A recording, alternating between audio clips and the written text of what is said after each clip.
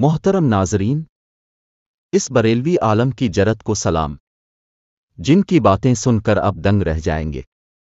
क्या है उर्स की हकीकत? आखिर तक ये वीडियो जरूर सुने। उर्स का नाम सिर्फ इतना है, जिस तारीख में जितने बजे किसी बुजुर्ग का इंतकाल हुआ है, बस उस तारीख में उतने बजे उसके लिए ईसाले सवाब कर दो, इतना ही उर्स है। बकिया जो कुछ है धंधा है, बिजनेस है, कारोबार है। फूल की दुकान खादिम की, चादर की दुकान खादिम की, धागे की दुकान खादिम की, नाड़े की दुकान खादिम की, कड़े की दुकान।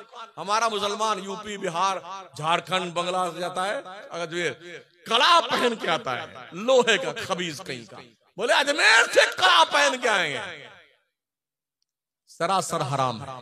अजमेर नहीं, अजमेर नहीं, मदीने शरीफ से भी कड़ा पहन के आ जाओ तब भी हराम है। और किसी मजार पर सिर्फ एक चादर डाल दो, जब तक वो फट न जाए दूसरी चादर मत डालो। तज़िये माल है ये। इन्नल मुबस्सिरीन कानू इख्वान शयातीन, जो बेजा माल खर्च करते हैं वो शैतान के भाई है, शैतान के भाई।